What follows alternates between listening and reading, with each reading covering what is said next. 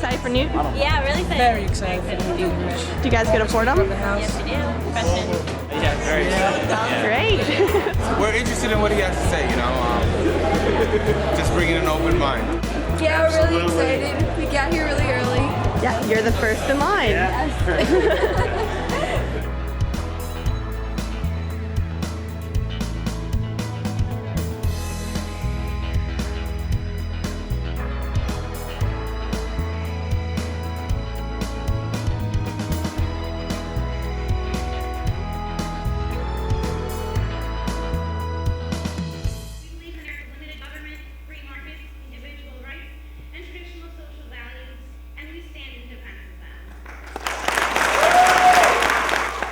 Newt Gingrich was ahead of his original campaign for change and was later responsible for enacting the contract as he led the House of Representatives in reforming government, balancing the budget, and returning power back to where it properly belongs.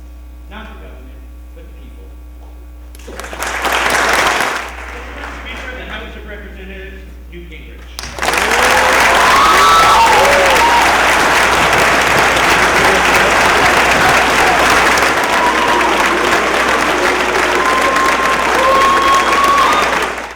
Is America a place where you can dream big, where you have an unlimited potential, where you might even make more than $250,000 on a bad person? Or is America, in fact, a place where we need to cap everything? No, we don't just need cap and trade. We need to cap incomes. This whole idea that Congress now randomly decides the right bonus. Can you imagine a group less likely to make a reasonable decision? The government went out and said, please come and buy a bigger house than you can afford, because I'll feel better when you move into a better neighborhood than you can afford. Oh, we can't afford it. Gosh, no, I feel really bad. Now let me rig a new program so I can subsidize your lack of affordability so nobody learns any lessons. The Federal Reserve is well over $2.6 trillion. FDIC is another $1.2 trillion. The two of them have more cash than any year of the entire federal budget. And it's all secret. Now, why would a free society allow two appointed people to have $3.8 trillion to play with? I think there's something bizarre about the administration which is against using coal and against drilling offshore, that bows to the King of Saudi Arabia and embraces the dictator of Venezuela. Because disorder breeds disorder. Signals of weakness tell other predators to take risks. So allowing the Somalian pirates to get away with something tells Kim Jong-il to get away with something. He then tells Ahmadinejad to get away with something, who then tells the dictator of Venezuela to get away with something, who reminds the Castro brothers to keep being who they've been now for half a century, who then remind the Al-Qaeda in the northwest of Pakistan. I mean, all these people watch this stuff. They all watch the news. They all communicate on the internet. When we look weak in one place, it emboldens other predators to see whether or not they should test. So we have three great challenges for your generation. Reassert the culture of American exceptionalism, rebuild the economy of entrepreneurial creativity, and ensure that we are strong and that our opponents are much more afraid of us than we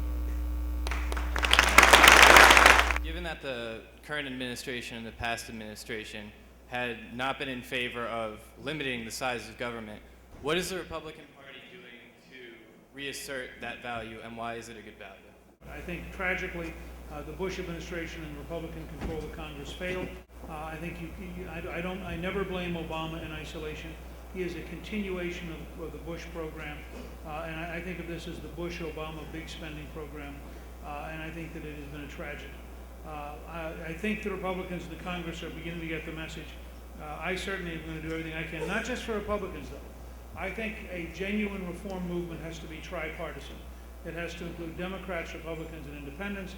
I think it has to reach out and have people run in Democratic primaries as well as Republican, and it has to be prepared to take on the power structure everywhere in the country. I want to thank you for not following the president and asking us to cover up our religious symbols. But my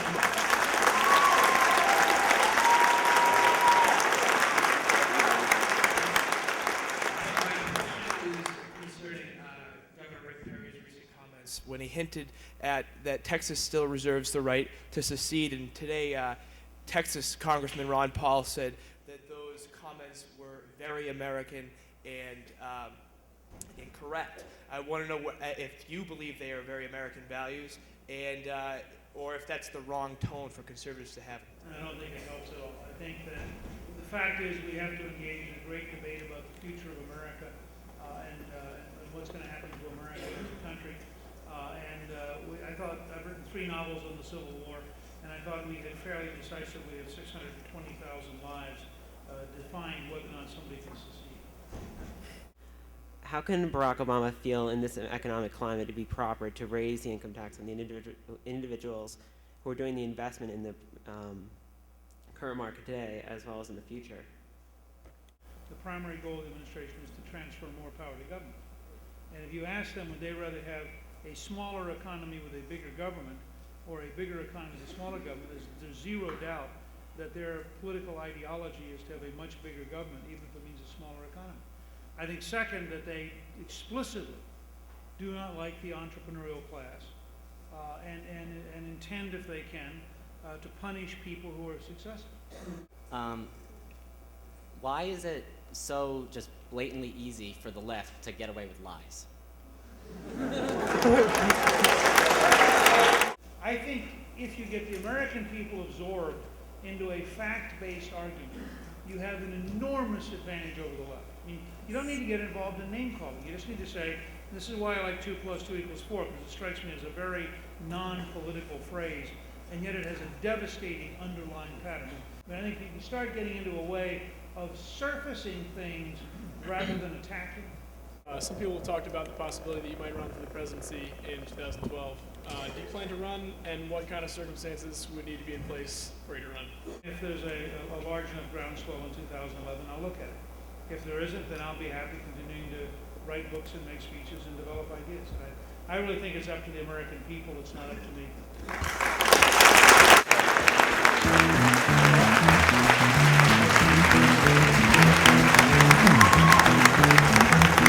You know the day destroys the night, night divides the day.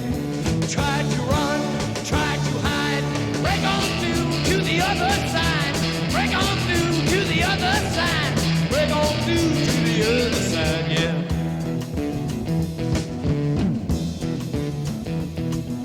We chased our pleasures here, dug our treasures there.